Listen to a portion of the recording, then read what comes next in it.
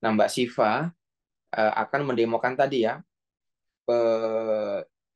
apa tuh namanya, penggunaan ChatGPT ya, menggunakan apa tadi, baik yang 3,5 ataupun yang 4 untuk analisa ini ya, eh, apa namanya, statistik yang sederhana dulu ya Mbak ya.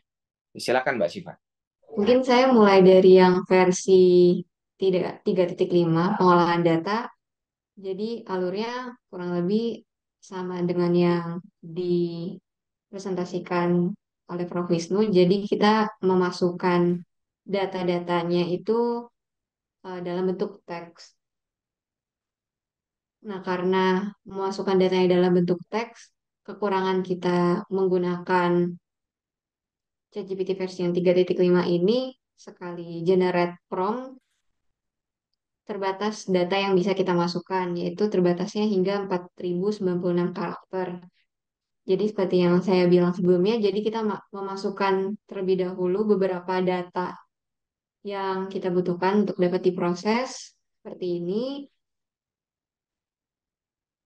Ini prompt yang pertama. Nah, dari sini kita lanjut ke prompt selanjutnya untuk menambah data. Jadi di prompt selanjutnya kita bisa memberikan keterangan untuk menambahkan data dari data sebelumnya dengan data seperti berikut.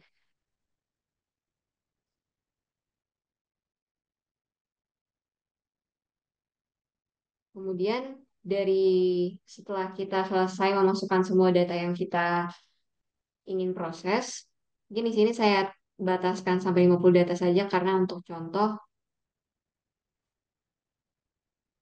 Sebenarnya kalau Bapak Ibu sekalian datanya lebih dari 50 juga bisa, cuman promptnya harus banyak karena sekali kita mengenerate prompt maksimal 4.096 karakter.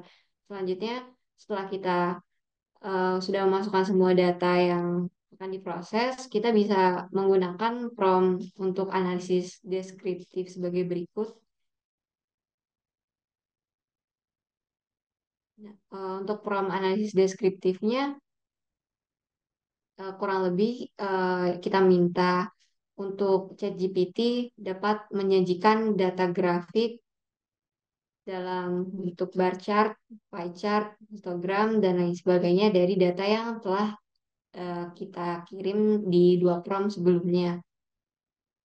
Dan di sini jawaban dari ChatGPT 3.5 dia menjelaskan terlebih dahulu eh, harus ada step by step seperti apa untuk dapat memproses datanya. Jadi harus di harus ada proses preparation of data, ada kemudian langsung bisa menggunakan beberapa teknik penyajian grafik sebagai berikut, seperti bar chart dengan deskripsinya seperti apa,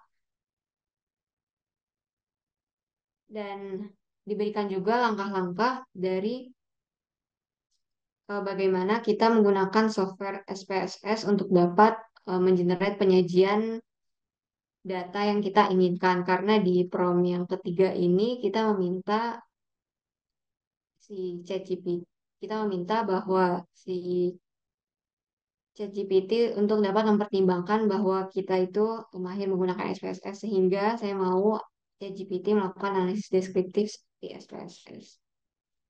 Mungkin seperti itu karena ada prompt seperti itu. Jadi dia memberikan langkah-langkah praktis penyajian data menggunakan SPSS. Nah, dari situ karena jawabannya tidak sesuai dengan yang saya inginkan karena tadi kan minta langsung penyajian datanya dalam bentuk tabel dan dalam bentuk pie chart. Karena tidak sesuai, jadi saya follow up di prompt selanjutnya, yaitu berikan kode Python untuk menghasilkan visualisasi penyajian data yang saya minta.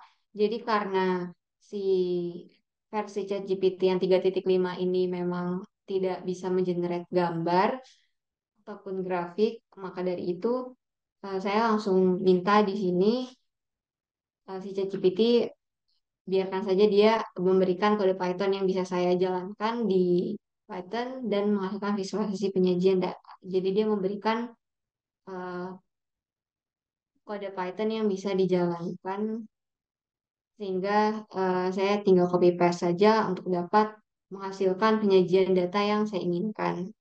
Mungkin seperti itu untuk yang versi 3.5. Jadi terbatas pada kode Python yang dia berikan. Jadi tidak bisa langsung kita mengambil gambar tabel, gambar pie chart yang disediakan oleh si ChatGPT. Mungkin seperti itu untuk yang versi 3.5.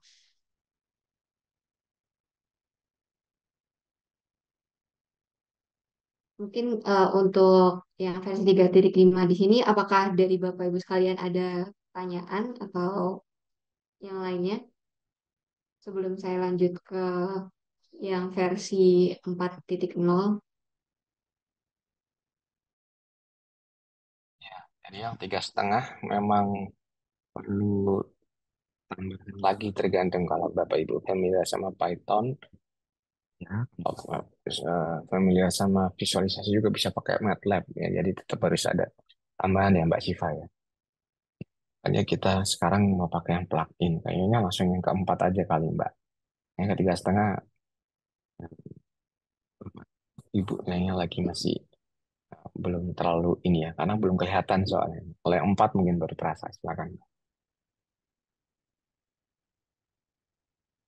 Saya langsung ke yang versi ChatGPT 4.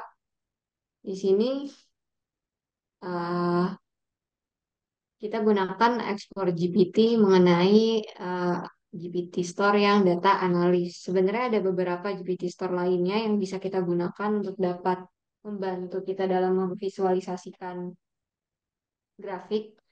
Ada beberapa, mungkin diantaranya ada di sini kita bisa search mungkin beberapa GPT Store terkait untuk pengolahan data.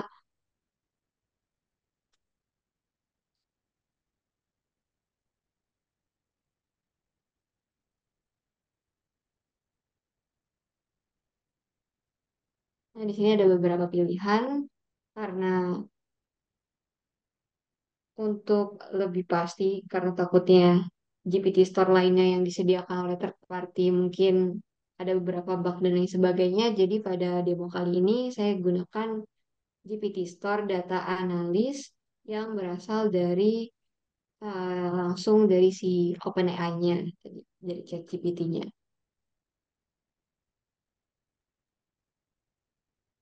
Nah, kelebihan dari kita menggunakan versi ChatGPT 4.0 ini, kita tidak harus memasukkan data-data yang ingin kita proses satu-satu seperti sebelumnya. Kita masukkan 48 data, kemudian di follow up lagi data sisanya yang ingin kita proses dalam bentuk teks, tapi dengan menggunakan GPT Store atau ChatGPT yang versi 4.0 ini, kita hanya perlu eh, menyediakan database yang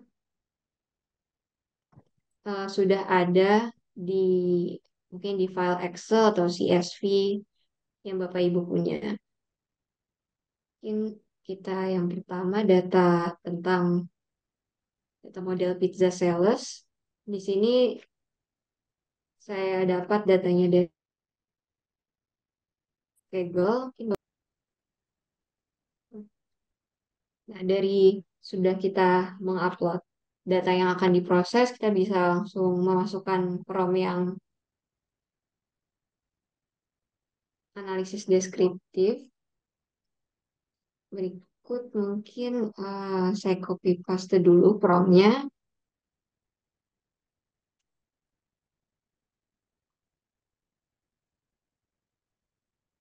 Jadi di prompt ini kurang lebih ini prompt introduction untuk menjelaskan kepada ChatGPT intinya kita ingin mengenalkan data yang kita upload atau file yang kita upload ini kita ingin analisis dan di sini kita minta ChatGPT untuk mempelajari file yang kita upload kemudian menjawab pertanyaan atau request-request yang akan kita berikan di prompt-prompt selanjutnya. Dan jangan menggunakan bahasa Inggris ketika menjawab pertanyaan yang kita ajukan. Dan tidak menggunakan istilah sensitif khusus. Mungkin ini prompt ini sebagai introduction untuk bridging dari pengolahan data dari file yang kita upload. Kemudian kita bisa follow up dengan prompt selanjutnya yang lebih spesifik, kita request apa kepada ChatGPT. Kalau di sini kita minta untuk ChatGPT memberikan gambaran umum terkait jumlah data setiap kolom dan berapa banyak data nol, kosong, nol atau kosong di setiap kolom, serta tipe data dari setiap kolom dari file yang kita upload.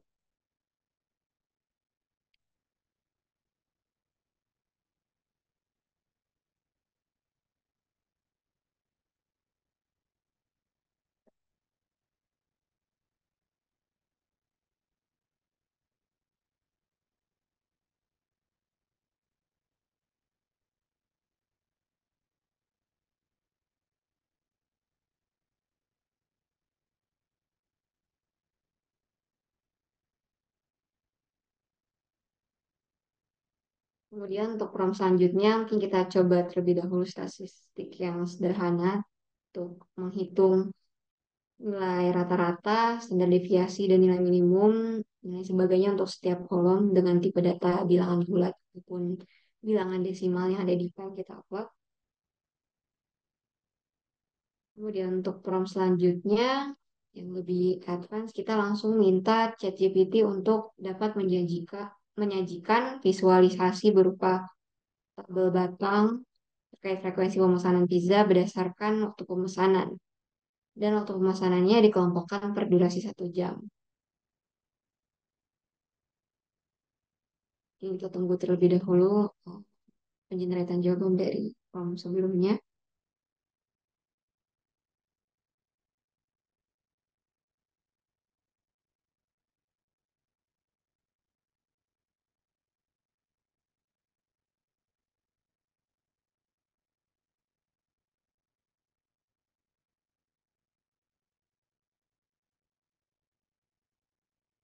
Excel, di sini yang data yang diberikan ini kan order time yang mana dia jam berapa misalnya. Dan di sini kita mintanya untuk dari setiap pemesanan dikelompokkan per 1 jam dari data order time ini.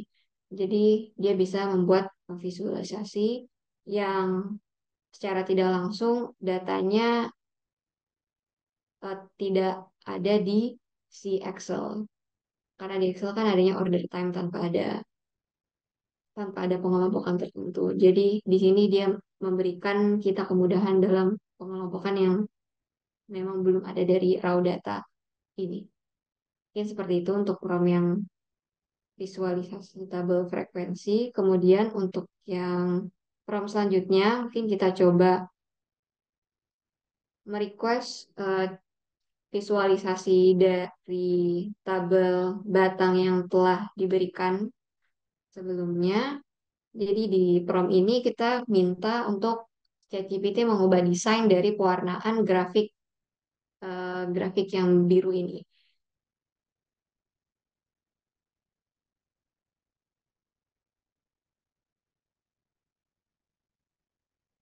Jadi di sini diminta untuk si grafiknya warnanya berbeda untuk beberapa range frekuensi eh, pemesan frekuensi pemesanan di tiap jam pemesanannya. Mungkin seperti itu untuk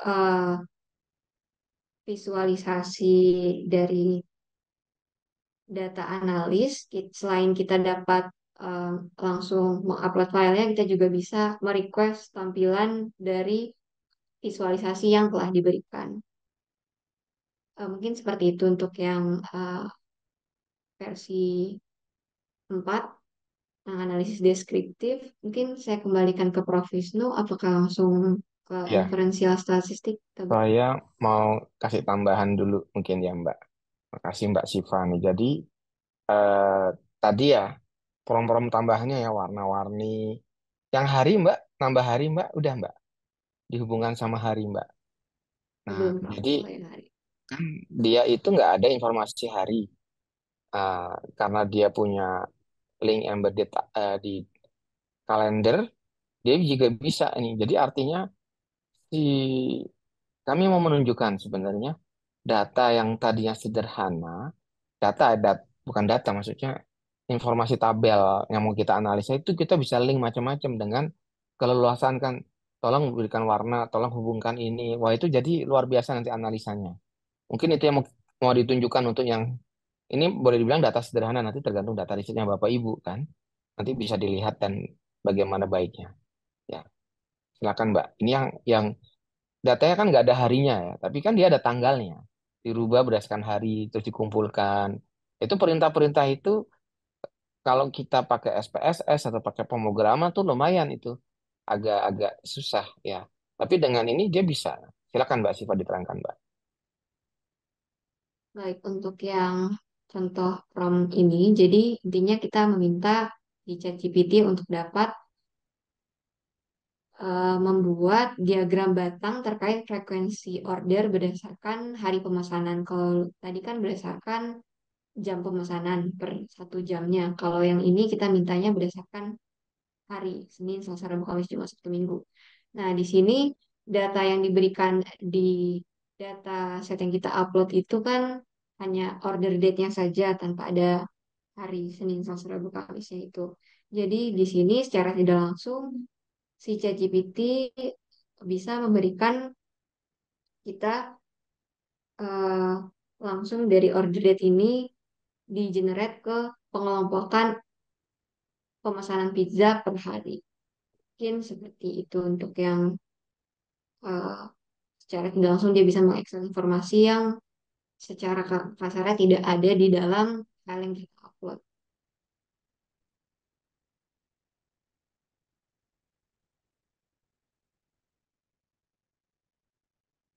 Jadi seperti itu, Prof. Apakah ada tambahan Ya, lagi?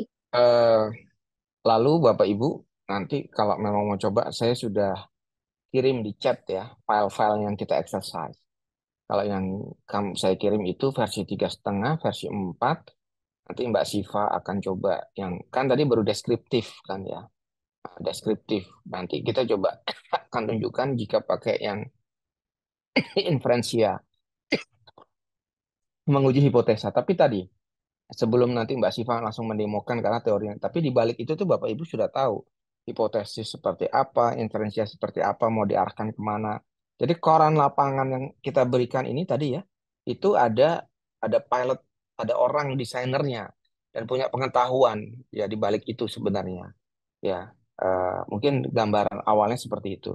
Baik, untuk lebih ininya eh, boleh Mbak yang versi inferensial, tapi datanya agak beda karena sesuai dengan ya kalau karena datanya seperti ini maka bisa dilihat inferensial. Kalau ini kan hanya untuk deskriptif aja. Memang tergantung datanya sih memang nanti ya.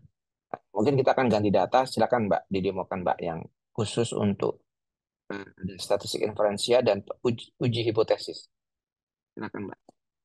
Detailnya sudah ada di PPT yang saya share ya Bapak Ibu kalau memang mau lihat-lihat sambil coba ditelaah pelan-pelan. Ya, silakan Mbak Siva. Nah, ya baik, Prof. Mungkin kita langsung masuk ke bagian analisis inferensial statistik. Jadi untuk data yang digunakan, saya upload dulu di chat Zoom.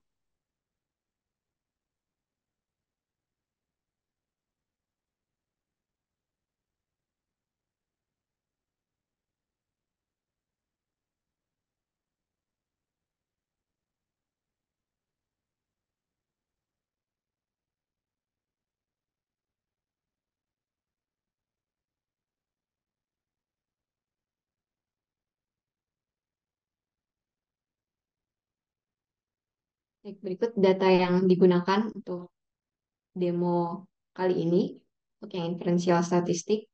Jadi untuk alurnya seperti apa? Karena ini kita mau menanyakan tentang inferensial statistik kepada ChatGPT, alangkah baiknya kita sudah merancang terlebih dahulu prompt-prompt apa saja yang akan kita gunakan untuk dapat melakukan statistik inferensial. Nah, di sini eh, kami merancang 4 prompt utama untuk dapat mengenerate hipotesis, pengujian hipotesis. Jadi yang pertama prompt untuk analisis deskriptifnya terlebih dahulu, kemudian prompt untuk analisis korelasi antar beberapa variabel, kemudian prompt untuk generate hipotesis berdasarkan analisis korelasi yang dilakukan, dan yang terakhir prompt untuk menguji hipotesis yang disarankan dari prompt sebelumnya, yaitu prompt penjeneretan hipotesis. Mungkin kita masuk ke prompt yang pertama terlebih dahulu, terkait analisis deskriptif dari data yang kita upload. Di sini mungkin kita gunakan chat baru untuk mengelompokkan pembahasan yang berbeda.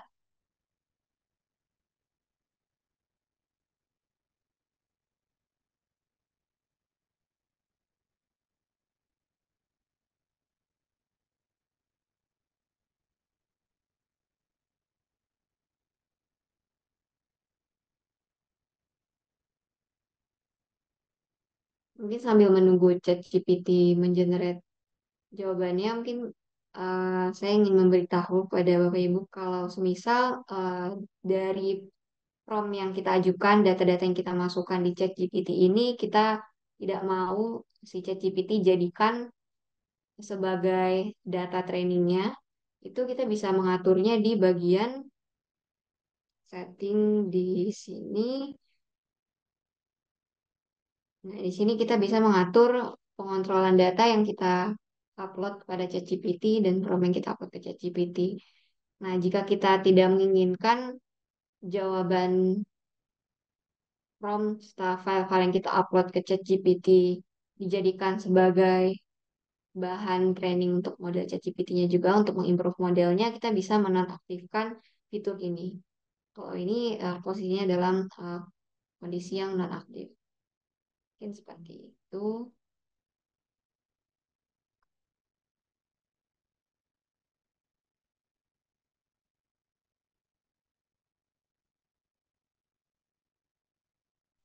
Di prompt ini kan kita minta untuk memberikan si ChatGPT untuk dapat memberikan analisis deskriptif. Namun di sini dia ada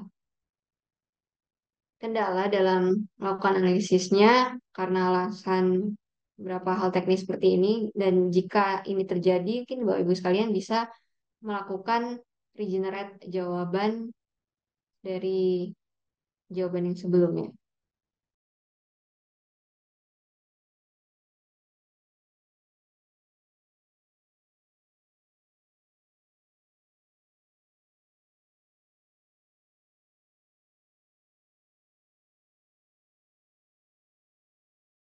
Menjelaskan saja jawaban dari ChatGPT-nya. Jadi di sini akhirnya dia berhasil membaca file yang saya upload.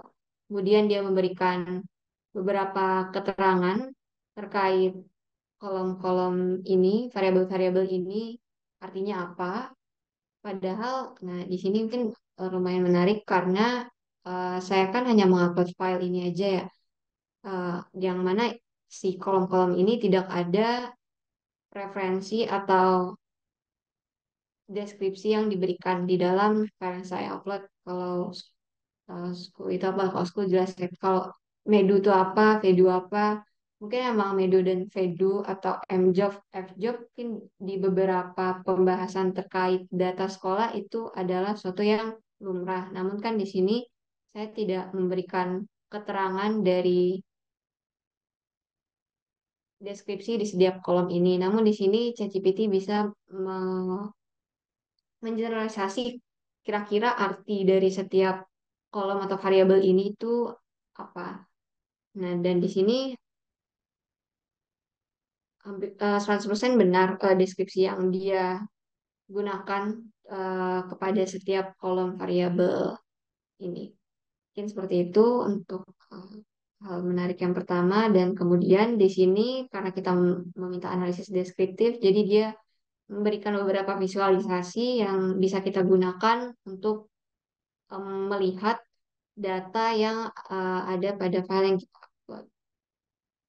Di sini juga dia memberikan beberapa ringkasan-ringkasan analisis deskriptif lainnya yang mungkin dapat membantu kita untuk mengenerate hipotesis yang berpotensi untuk dilakukan pengujian sehingga dapat menolak hipotesis nolnya. Kemudian dari sini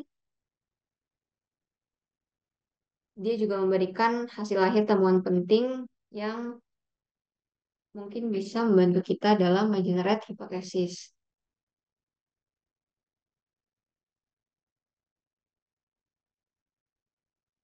Mungkin seperti itu untuk analisis deskriptifnya. Kemudian kita langsung masuk ke bagian kedua analisis deskriptif, yaitu analisis korelasi dari variabel kolom G3 atau variabel nilai akhir dari siswa dengan variabel lainnya, kecuali variabel G2 dan G1. Nah, di sini karena kita ingin melakukan analisis korelasi dan ada beberapa jenis analisis korelasi, untuk dapat memperjelas jawaban yang diberikan, yang nantinya diberikan ChatGPT, kita bisa memberikan penekanan pada prompt yang kita jalankan untuk ChatGPT menyertakan alasan dari jenis uji korelasi yang digunakan. Nah, di sini dia menjelaskan jenis korelasi yang digunakan dan langsung melakukan analisis korelasi antara G3 dengan variabel lainnya selain variabel G2 dan G1.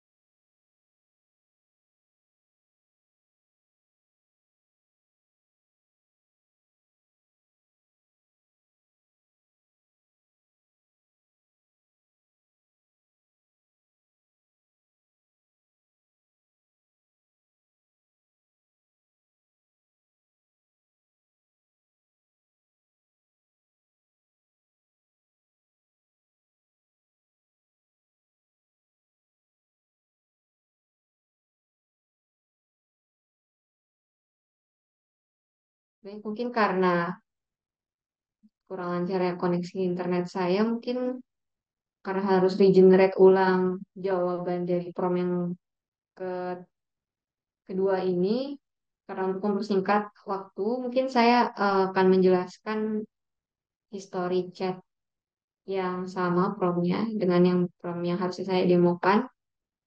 Ini prompt ini saya generate beberapa minggu yang lalu.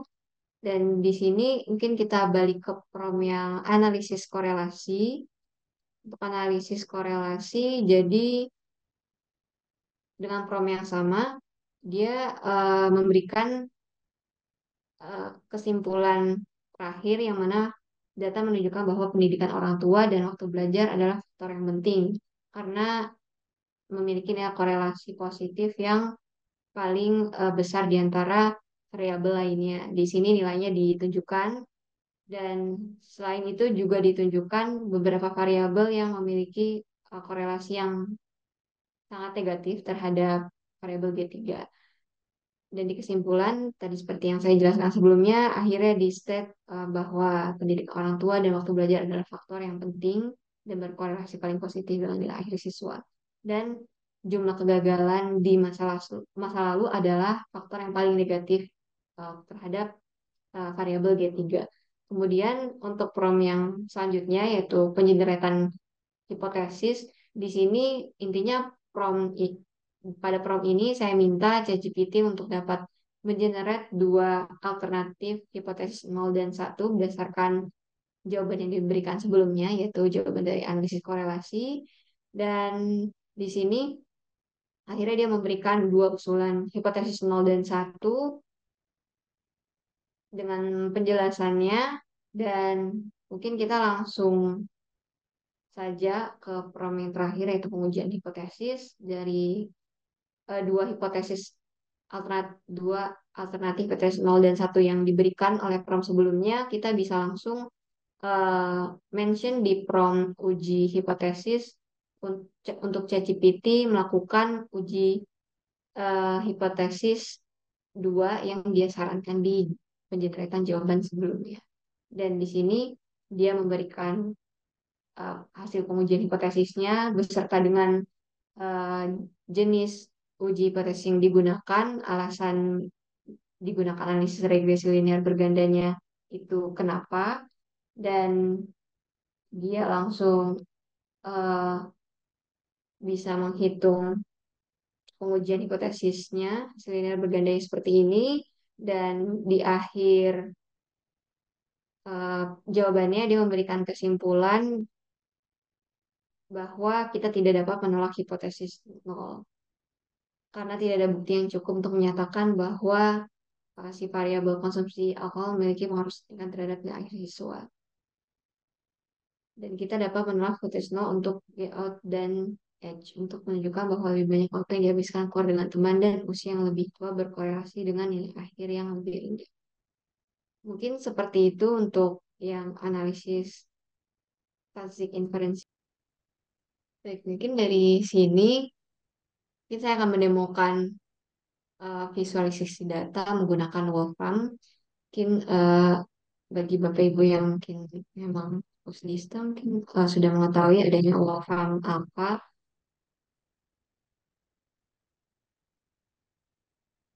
Jadi si OpenAI ini, Wolfram Alpha ini dia memberikan beberapa mungkin bisa juga API-nya kepada si ChatGPT untuk dapat kemudian digunakan untuk memvisualisasikan data. Dan mungkin sebelum ke ChatGPT, saya ingin menjelaskan yang Wolfram Alpha-nya. Jadi kalau Wolfram Alpha sebenarnya dia ada proses yang mirip-mirip dengan ChatGPT-nya, yaitu fitur natural language di sini. Nah, di sini kita bisa meminta dia untuk memvisualisasikan suatu rumus ataupun persamaan yang ingin kita selesaikan dengan bahasa seperti ini. Namun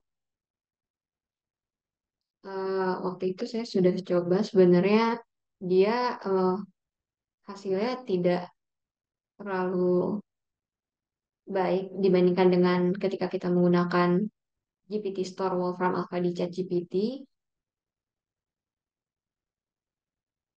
karena langsung to the point dia step by stepnya seperti apa. Mungkin bagi beberapa orang itu lebih membantu, tapi mungkin bagi beberapa yang ingin recall kembali beberapa materi yang sudah lama, mungkin itu terlalu step by step yang toh. Jadi mungkin penggunaan dari GPT Store Wolfram apa mungkin sangat membantu. Dan selain itu, karena ini masih sederhana ya, tentukan nilai maksimum dari suatu persamaan. Kalau misal pertanyaannya ini berupa seperti yang ini, tentukan respon plot dari fungsi transfer ini, mungkin seharusnya Wolfram Alpha tidak bisa memberikan jawabannya dengan baik. Karena menurut saya ini cukup kompleks pertanyaan atau prompt yang kita berikan di si natural language Wolfram Alpha. Dan seperti ini,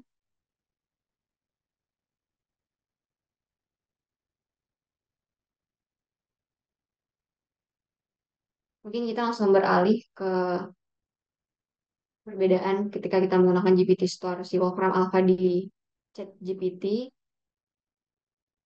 Nah, di sini mungkin saya pakai prompt yang telah saya generate sebelumnya, jawabannya untuk singkat waktu.